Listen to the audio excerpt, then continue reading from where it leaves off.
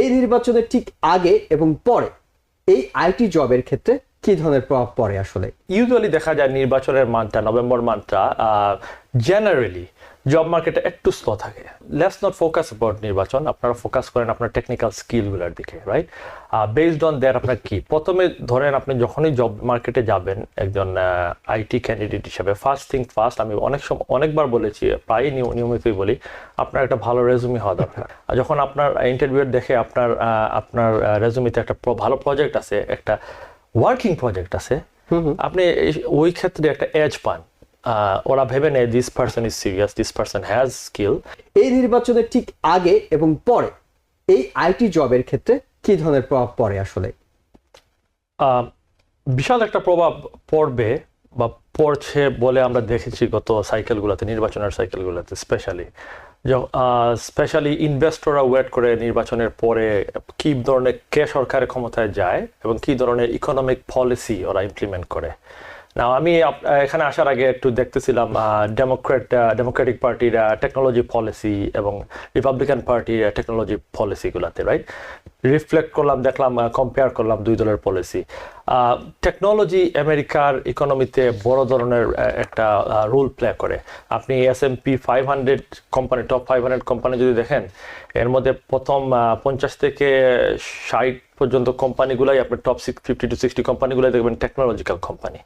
So ইকোনমিতে এর ইম্প্যাক্টটা huge. আর এই জন্যে আমরা জব মার্কেট, আমরা যদি স্পেসিফিকলি কোয়েশ্চেন করছেন জব মার্কেটের জন্য, আমরা স্পেশাল প্রিপারেশন নেই নির্বাচনের আগে এবং নির্বাচনের পরের জন্য। কিভাবে? বিকজ ইউজুয়ালি দেখা যায় নির্বাচনের মানটা, নভেম্বর মানটা জেনারেলি জব মার্কেটে একটু স্লো থাকে নভেম্বর, অক্টোবরের শেষের দিকে, নভেম্বরের দিকে। Usually that happen only on election cycle, every 4 year। And then after নির্বাচন আপনারা দেখতে পারবেন, আপনারা ফলো করবেন, অসংখ্য জব পোস্টিং হওয়া শুরু হইতেছে। এর কারণটা কেন? কোম্পানির সিওরা ওর ইনভেস্টররা, they wanna play with their money wisely। এই ক্ষেত্রে ওরা নির্বাচনটা পুরো শেষ করতে চায়, শেষ হওয়ার পরে ওরা ডিসিশন নেয় কোন দিক দিয়ে ইনভেস্ট করবে। So it's a very complex thing. But যারা ক্যান্ডিডেট আছেন মার্কেটের জন্য প্রস্তুতি নিচ্ছেন, সামনে জাস্ট বলবো তাদেরকে, সামনে খুব ভালো দিন আপনাদের জন্য ওয়েট করতেছে, regardless of which party will take over White House. এবং সেটা এখন যে সময়টা, নির্বাচনের ঠিক আগের সময়টা, সেখানে কিছুটা স্থবিরতা হয়তো থাকতে পারে, স্লো এগোতে পারে, কারণ পলিসি মেকিং এর বিষয় আছে। এবং ইনভেস্টমেন্টরা তো, আপনি যেটা বলছিলেন, ইনভেস্টররা সবসময় ভাবেন যে কোন গভর্নমেন্ট আসে তার পলিসির উপরে তিনি আসলে কি পরিমাণ ইনভেস্ট করবেন। তাই প্রস্তুতি নেওয়ার জন্য বললেন, যারা আইটি জব খুঁজতে যাচ্ছেন তারা প্রস্তুতি নিতে, তো বললেন কিভাবে প্রস্তুতি নেবে, অর্থাৎ প্রস্তুতি নেওয়ার প্রাথমিক ধাপগুলো কিভাবে শুরু করবে। রাইট। সো ফিউ থিং আমরা লাইফে কন্ট্রোল করি না। ওয়েদার একটা জিনিস, right? Second thing politics, we don't control politics. আমাদের কাছে ভোট আছে একটা, এজ এ পার্সন আমরা একটা ভোট দিতে পারবো। We cannot give to any party hundreds of thousands of votes, right? So let's not focus about নির্বাচন, আপনারা ফোকাস করেন আপনার টেকনিক্যাল স্কিলগুলোর দিকে, রাইট? বেসড অন দ্যাট আপনার কি প্রথমে ধরেন আপনি যখনই জব মার্কেটে যাবেন একজন আইটি ক্যান্ডিডেট হিসাবে, ফার্স্ট থিং ফার্স্ট, আমি অনেকবার বলেছি, প্রায় নিয়মিতই বলি, আপনার একটা ভালো রেজুমি হওয়া দরকার। রেজুমিতে ওয়ার্ডগুলা ওয়ার্ডগুলোর উপর ডিপেন্ড করে আপনাকে সিলেক্ট করা হয় প্রাথমিক বাছাইয়ের জন্য। দ্যাট মিনস আপনার একটা কল পান রিক্রুটারের কাছ থেকে যে আপনার এই রিকোয়ারমেন্ট অনুযায়ী আপনার স্কিল আছে কিনা। সো প্রথম জিনিসটা যেটা আপনার খুবই মনোযোগ দিতে হবে আপনার রেজুমি বিল্ডের ক্ষেত্রে। সেকেন্ড থিং যেটা আমি এমফেসাইজ করি হাইলি, এটা আপনার প্রজেক্ট বিল্ডিং। নাও কি ধরনের প্রজেক্ট, রাইট? ডিপেন্ড অন আপনার ক্যারিয়ার, ডিপেন্ড অন আপনার টাইটেল, রাইট? লেটস সে আপনি একজন ফ্রন্ট এন্ড ডেভেলপার, এই ক্ষেত্রে আপনার কি ধরনের প্রজেক্ট আপনি রেজুমিতে দিতে পারেন। যখন আমি বলতেছি প্রজেক্ট দিবেন, দ্যাট মিনস আপনি কি ধরনের প্রজেক্ট বিল্ড করবেন আপনার গিটহাব রিপোজিটরিতে। যেহেতু আপনি অ্যাপ্লাই করতেছেন ফ্রন্ট এন্ড ডেভেলপার হিসাবে, আপনার উচিত কোনো ফ্রন্ট এন্ড স্কিলগুলা আপনার গিটহাবে যেন থাকে, যাতে ইন্টারভিউরা দেখতে পারে আপনি কি ধরনের স্কিলে অভ্যস্ত, কি ধরনের স্কিল আপনার কাছে খুব ভালোভাবে আছে। একটা উদাহরণ দিই, আমার কয়েকদিন আগে আমার একটা স্টুডেন্ট ইন্টারভিউ দিতেছিল সফটওয়্যার টেস্ট ইঞ্জিনিয়ারিং এর জন্য, খুব একটা ভালো কোম্পানিতে, one of the top financial company. So ওর কাছে, আমার স্টুডেন্টের কাছে চাইছিল ফাইনাল ইন্টারভিউর আগেই রিক্রুটার চাইছিল, ওকে আমাদের ইন্টারভিউর প্যানেলের জন্য তুমি একটা প্রজেক্ট সাবমিট করো। নাও এজ এ টেস্ট ইঞ্জিনিয়ার ওর প্রজেক্টটা হলো সফটওয়্যার টেস্ট ফ্রেমওয়ার্ক। সো যেহেতু আমরা জাভা বেস টেস্টিং টুল নিয়ে আমাদের কোম্পানিতে মূলত কাজ করি, সো ওর কাছে একটা ফ্রেমওয়ার্ক যেটা আমরা কয়েকটা ফ্রেমওয়ার্ক বানিয়ে দিয়েছিলাম, ওর রিপোজিটরিটি সুন্দরভাবে রাখা হয়েছে। মোস্ট অফ দ্য স্টুডেন্টদের আমরা এটা দিয়ে রাখি যাতে কোনো একটা রিক্রুটার যদি কল দেয় বা কোনো একটা ইন্টারভিউ যদি ওপেন করতে বলে ওর গিটহাব ও রিপোজিটরি দেখতে চায় কী ধরনের ফ্রেমওয়ার্ক নিয়ে কাজ করতেছে, যাতে ওরা অ্যাটলিস্ট গুড এভিডেন্স পায় যে না এই ক্যান্ডিডেটটা ভালো এক্ষেত্রে। সো ও সাবমিট করতে হয়েছে ওর টেস্ট ফ্রেমওয়ার্কটা, এন্ড দেন ওর ইন্টারভিউটা পুরোটা হয়েছে ওই যে টেকনোলজিক্যাল প্রজেক্টটা ও সাবমিট করছে ওইটার উপরেই গো করছে, and then he had very good response from that company, and we are expecting an offer from that specific company. তার মানে প্রজেক্ট থাকাটা অনেক বেশি গুরুত্বপূর্ণ মনে করছেন। কারেক্ট। আমরা জানি যে আপনি একটা ভালো কলেজেও যদি অ্যাডমিশন নিতে যান, আপনি যদি পড়াশোনা করে আসেন, তাহলে তো আপনাকে সেখানেও প্রজেক্টের অনেক বেশি গুরুত্ব দেওয়া হয় যে আপনার প্রজেক্ট করা আছে কিনা, এক্সট্রা কারিকুলাম অ্যাক্টিভিটিসে গিয়ে সেখানে দেখা হয়। সেক্ষেত্রে আপনার পরামর্শটা আসলে কি?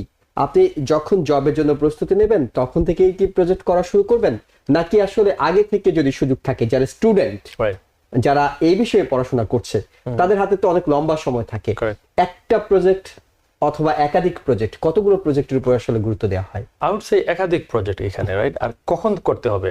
আপনি শিখলেন, প্রজেক্ট বিল্ড করলেন এবং আপনি এটা সেভ রাখলেন আপনার ভবিষ্যৎ ইন্টারভিউর জন্য, ওইটা খুব একটি ভালো স্ট্র্যাটেজি আমি বলতে চাই।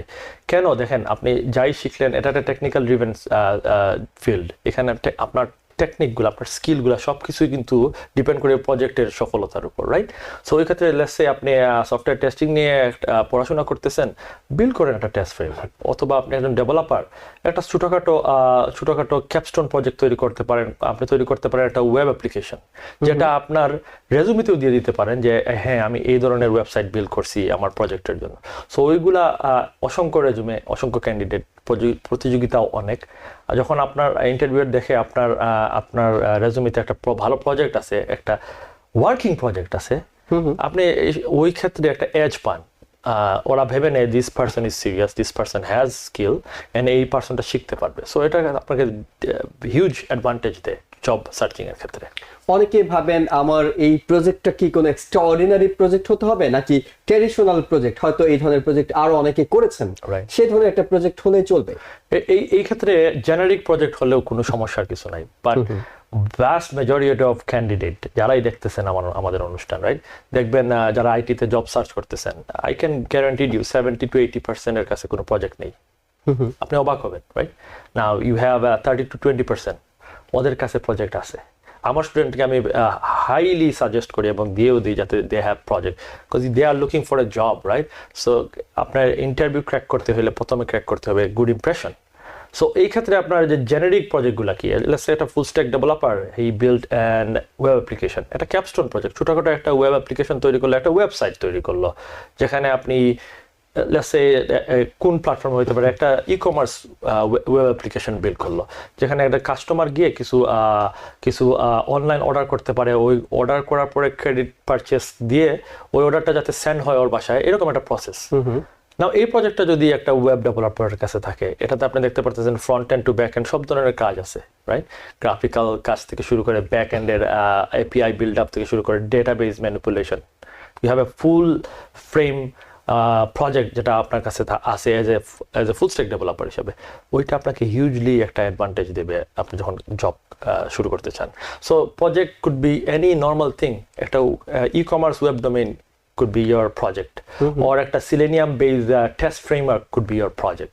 So not necessarily extraordinary কিছু হইতে হবে, এবং এটাও নেসেসারি না যে ই কমার্সে যে প্রজেক্টটি করবেন সেটা দিয়ে কেউ কেনাবেচা করছে কিনা, সেটা ইম্পর্টেন্ট না। ইম্পর্টেন্ট হলো যে ফাংশনগুলো থাকা দরকার সেগুলো ফাংশনালি কাজ করছে কিনা, ফিচারগুলো আছে কিনা।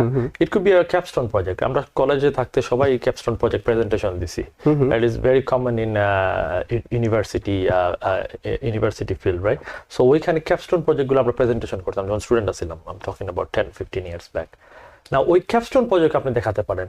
Better to have a project in your code repository which is a GitHub account or Git project, but it could be something else too. It's up to you, আপনি কোন ধরনের প্রজেক্টে more comfort feel করেন।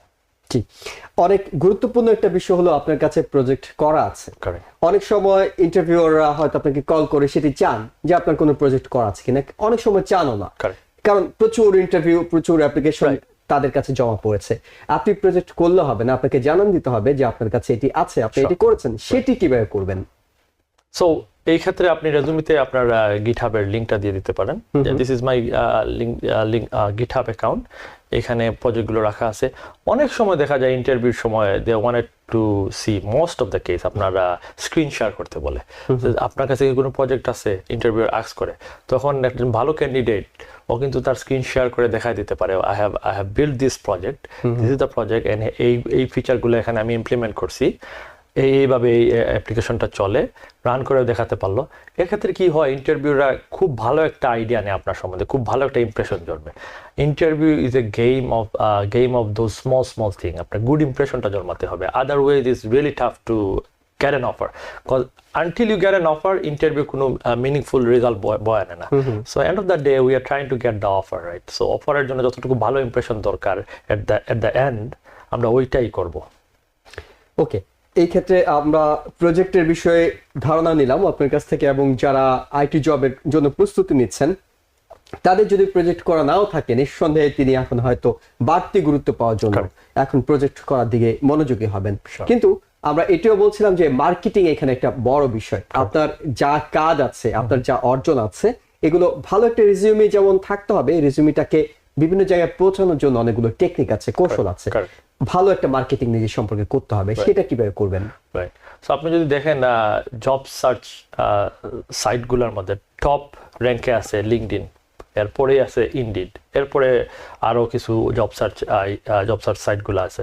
So আমি for example আমি লিঙ্কডইনের উদাহরণটা দিই আপনাকে। নাও লিঙ্কডইনে সবার মোস্ট অফ দ্য জব ক্যান্ডিডেটের অ্যাকাউন্ট আছে, কিন্তু ওদের অ্যাক্টিভিটিটা একদম কম। নাও কি ধরনের অ্যাক্টিভিটি কম? ওনারা শুধু জব সার্চে যান, অনেক সময় দেখা যায় কোনো প্রোফাইল পিকচারও নাই, রাইট? দেখা যায় ভালো ইলাবোরেট নাই লিঙ্কডইনে উনি কি কি প্রজেক্ট নিয়ে কাজ করছেন, কোন কোন কোম্পানিতে কাজ করছেন, অথবা কোন কোন প্রোগ্রামিং ল্যাঙ্গুয়েজ নিয়ে কাজ করছেন, এইসব ডিটেলস নাই। সো আপনি গেলেন, জাস্ট জব অ্যাপ্লাই করলেন, now there is a great chance recruiter আপনার প্রোফাইলটা দেখবে। সো ওই ক্ষেত্রে আপনার যদি একটা ভালো প্রোফাইল পিকচার না থাকে, আপনার যদি প্রজেক্টগুলো এক্সপ্লেন করা না থাকে, আপনি কোন ফিল্ডে কাজ করছেন যদি না বলেন, তাহলে দেখা যায় চান্সটা মিনিমাম হয়ে যায়, রাইট? সো আপনার লিঙ্কডইনে আপনার ওই অ্যাক্টিভিটিগুলো থাকতে হবে। You put a nice profile picture, আপনি কোন কোন প্রজেক্টে কাজ করছেন, প্রজেক্টগুলো এক্সপ্লেন করেন, ডিটেল লিঙ্ক দিতে পারেন, আমি বারবার এটা এমফাসাইজ করতেছি, right? And then not only job apply, আপনি অন্য কারো পোস্টে গিয়ে কমেন্ট করেন। ওইগুলা কি করবে, আপনার অ্যাক্টিভিটিটা, লিঙ্কডইন অ্যাকাউন্টের ভিজিবিলিটিটা বাড়াবে। যখন দেখবেন আপনি অন্য একটা কমেন্টে, অন্য একটা বড় কোনো জব রিক্রুটারের পোস্টে গিয়ে কমেন্ট করতেছেন, he will get to see your profile, he will check your profile, and he'll probably gonna shoot you a ping then hey আমার কাছে এই অপরচুনিটি আছে, তুমি কাজ করবা কিনা। সো এইভাবে use it like a social media, like your other social media like Facebook আপনি যেভাবে ইউজ করেন, right? Higher activity will give you higher chance of getting a job. So লিঙ্কডইনে এটা আপনার ডেফিনেটলি এটা একটা ভালো পরামর্শ। কিন্তু লিঙ্কডইন ব্যবহারের ক্ষেত্রে অনেকে অনেক ভুল করেন। অনেকে, আপনি যেটা বলছিলেন যে আপনার সোশ্যাল মিডিয়া নিয়ে, যেমনটি হয়তো ফেসবুকে মানে এইখানে প্রফেশনালিজমের বিষয় নেই, যে কোনো রকম একটা ছবি আপনি দিয়ে রাখতে পারেন, যে কোনো রকম কমেন্টস আপনি করতে পারেন। লিঙ্কডইন ব্যবহারের ক্ষেত্রে কিছু সতর্কতা খুব জরুরি। অনেক সময় হয়তো আপনার এমন একটা প্রোফাইল পিকচার দেওয়া থাকলো যেটা রিক্রুটার যখন আসবে তিনি আসলে ইমপ্রেসড হওয়ার পরিবর্তে বিরক্ত হতে পারেন। সেই সব ক্ষেত্রে কোন কোন বিষয়গুলো, কোন ভুলগুলো স্পেশালি না করা উচিত বলে আপনি মনে করেন? সো লিঙ্কডইন আপনি যদি দেখেন, এটা টোটালি একটা professional site, right?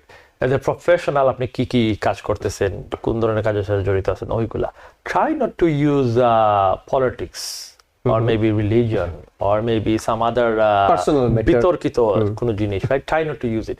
Let's say আপনি একজন সফটওয়্যার ইঞ্জিনিয়ার, আপনি সফটওয়্যার জব খুঁজতেছেন, আপনার এখানে তো লিঙ্কডইনে use it as a software engineering hub, right?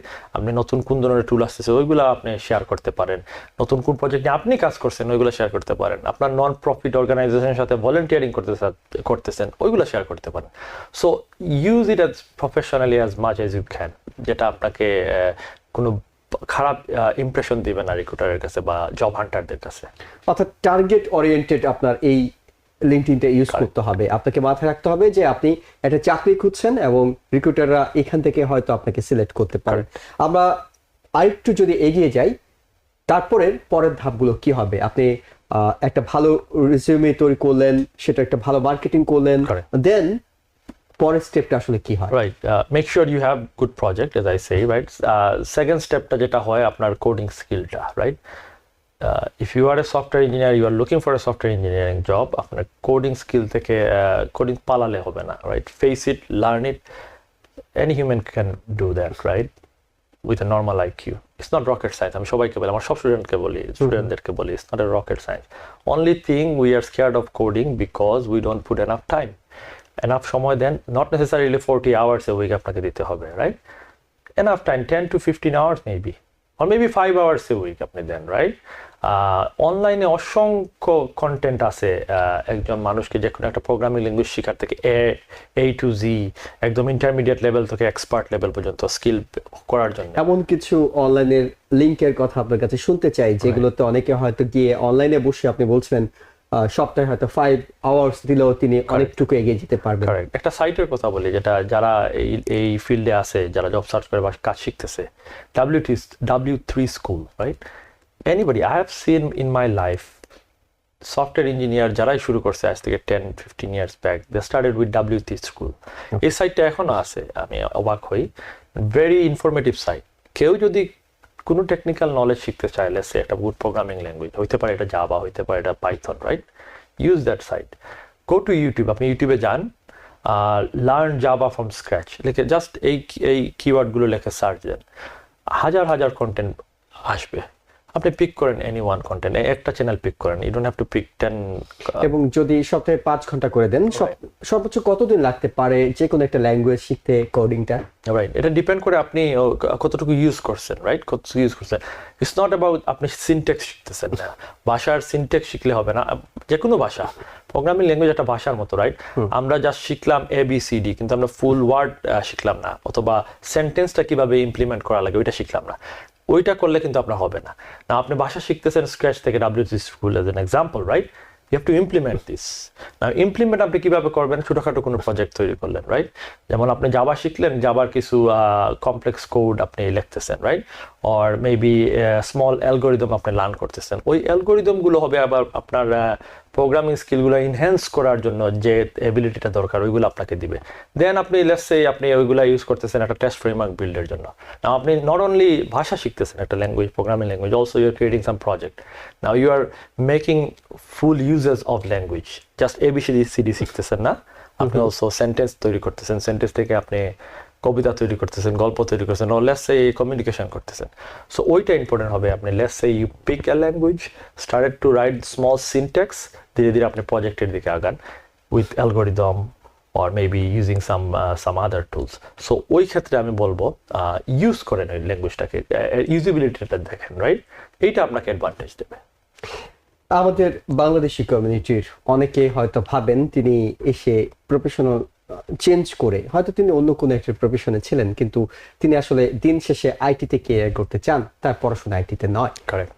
এই মানুষগুলো যখন আসেন, তারা আমাদের ফেসবুক পেজে অনেকে কমেন্টস করেন যে আসলে আইটিতে একটা বিশাল সেক্টর, অবশ্যই অনেকগুলো জায়গা আছে, অনেকগুলো কাজের সুযোগ আছে, কিন্তু তিনি কি করবেন, তিনি কোন কাজটা করবেন? আসলে তিনি কি ওয়েব ডেভেলপার হবেন, তিনি কি সাইবার সিকিউরিটি পড়াশোনা করবেন, তিনি কি ডাটা অ্যানালিস্ট হবেন, তিনি কি সফটওয়্যার ইঞ্জিনিয়ার হবেন, তিনি কি হবেন? এই জায়গাটা অনেকে সঠিক বাছাই করতে পারে না। তাদের জন্য আপনি কি পরামর্শ দেবেন? এগেন, এটা তো বেস্ট একটা ফিল্ড, রাইট। অনেকগুলা ধারা আছে যেগুলোতে আপনি নিজের ক্যারিয়ারকে ইভলভ করাতে পারেন। লেটস সে কোনো একজন মানুষ খুব ভালো কমিউনিকেশন ও কোডিং এত ভালো না, just an example, right? But he has very good communication skill. কোনো একটা কনসেপ্ট নিয়ে একটা টিমের সাথে ইলাবোরেটলি কথা বলতে পারে, এবং শুধু বলা না, বোঝাতে পারে প্রজেক্টটা, right. For them, I would suggest project management, software project management. Software প্রজেক্টকে কিভাবে অ্যালাইন করতে হবে, টিমগুলোকে, ক্রস ফাংশনাল টিমগুলোকে কিভাবে অ্যালাইন করতে হবে, কিভাবে গোল অ্যাচিভ করতে হবে, সফটওয়্যারে MVP কিভাবে অ্যাচিভ করতে হবে, ওইগুলো কাজ করতে পারেন। With minimum programming skill. Now কারো কাছে আছে উনি খুব ভালো ডেটাবেস ম্যানিপুলেট করতে পারেন, রাইট? সো উনার জন্য বলবো আমি you go look for some database related job, data science হইতে পারে, ডেটা অ্যানালিস্ট হইতে পারে, রাইট? এটা দুইটা উদাহরণ দিলাম। 3 নম্বর উদাহরণ, খুব ভালো কেউ সফটওয়্যার ইউজ করতে জানে, রাইট? অ্যান্ড সফটওয়্যারের ভুলগুলো কি ধরতে পারে। অ্যান্ড অলসো উনি প্রোগ্রামিং ল্যাঙ্গুয়েজের দিকে খুব একটা ভালো আইডিয়া না থাকলেও হালকা কোনো আইডিয়া আছে, শিখতে পারবেন, ওরা শেখার আগ্রহ আছে। ওদের জন্য বলবো আমি definitely go for software QA engineering, software test engineering. কেউ দেখা যায় কমিউনিকেশনে না খুব ভালো প্রোগ্রামিং কোড লিখতে পারে, ওকে, I will very shy feel করে একটু introvert. I will probably tell them to go for software development, like hardcore development, right? So depend করে আপনার কোন স্কিল। সো আমরা যখন জব কনসাল্টিং এ বসি, আমরা যখন একজন স্টুডেন্টের সাথে কথা বলি, রাইট? এটা কনসাল্টিং মিনস আপনি ওনার স্ট্রেংথটা দেখতে হবে, উইকনেসটা দেখতে হবে, রাইট? অলসো ডিপেন্ড করে কোন ধরনের জব মার্কেটে অ্যাভেলেবল, রাইট? কতটুকু জব ওপেনিং আছে, ওই ডাটাগুলো দেখেও কিন্তু আপনার বলতে হবে হ্যাঁ আপনি এই জব টাইটেল নিয়ে এই জব কোর্স করেন যাতে আপনি একটা জব পান। Again job switch is very possible. আপনার আইটিতে আপনার জব পেতে হলে যে আপনার পূর্ব প্রস্তুতি থাকা লাগবে, মানে আপনার 4 ইয়ার্স ডিগ্রি থাকা লাগবে, 4 বছরের ডিগ্রি নিয়ে আসতে হবে এমন বিষয় নয়, চাইলে এটি সম্ভব। একজন দর্শক আছেন টেলিফোনে, দর্শক আপনার প্রশ্নটি করুন। জি ভাই, হ্যালো, আমরা শুনতে পাচ্ছি, দর্শক আপনার প্রশ্নটি বলুন। ওকে, এহসান জুয়েল আপনাকেও বলছি এবং আজকের যে আলোচক আছেন ওনাকেও বলছি যে উনি তো কথা বলেই যাচ্ছেন, উনি তো কোনো কথা শুনছেন না। আপনি যদি একটু মনোযোগ দিয়ে আমার কথাটা শোনেন তাহলে আমি বলতে পারি। সেটা হচ্ছে, আমরা আপনাকে শুনছি, খুব মনোযোগ দিয়ে শুনছি, আপনি বলার চেষ্টা করুন আগে। হ্যাঁ, সেটা হচ্ছে যে প্রথম কথা হচ্ছে আপনারা আইটিতে কথা বলে লোকজনদেরকে নিচ্ছেন। আমার প্রথম প্রশ্ন হচ্ছে আপনাদের যে কজন স্টুডেন্ট আপনারা পড়াচ্ছেন তার ভিতরে কতজন ইন্ডিপেন্ডেন্টলি কাজ করতে পারছে না? ওনার প্রশ্নের মধ্যে কিছুটা আমি ধরতে পারছি। আপনার প্রশ্নটি আমরা কিছুটা বুঝতে পেরেছি, আপনার লাইনটি কেটে গিয়েছে কিনা আমরা ঠিক শিওর না, আমরা উত্তর দিতে পারি। জি, রাইট। সো উনি হয়তো বলতে চাচ্ছেন না পুরোটা আমরা শিখাই না, রাইট? কমিউনিটিতে অসংখ্য স্কুল আছে। নাও রিমেম্বার আমরা খুব একটা মনোযোগ দিই সাকসেসের উপর। এই কমিউনিটিতে গত 10-15 ইয়ার্সে হাজার মানুষ আইটিতে যোগদান করছে এবং they are living a very successful life. I am a personal example of that, right? আমরা সাকসেসের দিকে দেখবো। অসংখ্য মানুষ ট্রাই করতেছে জব পাওয়ার জন্য, না অনেকে পাইতেছে অনেকে পাইতেছে না। End of the day it's a very competitive field. আপনাকে কম্পিটিশন করেই, গ্রাইন্ড করেই আপনাকে জব পাইতে হবে। আপনার জন্য কিন্তু জব যে ওয়েট করতেছে, এগেন আমেরিকাতে আপনি হোমলেসও দেখছেন, আবার মিলিয়নিয়ারও দেখছেন। It's a land of opportunity, right? But outcome কি আপনাকে বেছে নিতে হবে কোন দিক দিয়ে আপনি যাবেন। আমি হয়তোবা ওনার ফ্রাস্ট্রেশনটা বুঝতে পারছি, উনি হয়তোবা বলছিলেন তিনি অনেকগুলো জায়গায় গেছেন, তার মানে উনি আসলে কোথাও ভরসা পাচ্ছিলেন না। Right. So you have to pick your poison. মানে কি, আপনি একটা গোলের দিকে যখন ধাবমান হবেন, রেজাল্টটা নিয়ে তারপরে ঘরে যাবেন। আপনি যদি বারবার রাস্তা ধরেন, আমি যাইতে হবে আমার জ্যাকসন হাইট, আমি এখন একবার যাইতেছি ম্যানহাটন, একবার যাইতেছি স্ট্যাটিন আইল্যান্ড, আরেকবার আমি ব্রঙ্কসে যাচ্ছি। ফোকাসটা ঠিক করে নিতে হবে, ফোকাসটা আপনাকে করতে হবে। You can complain about the system, but আমরা তো গেমটা তো চেঞ্জ করতে পারবো না। We can't change the rule. অসংখ্য ধন্যবাদ। নিউ ইয়র্ক থেকে সম্প্রচারিত TVN 24 টেলিভিশন বিশ্বজুড়ে বাঙালির কণ্ঠস্বর।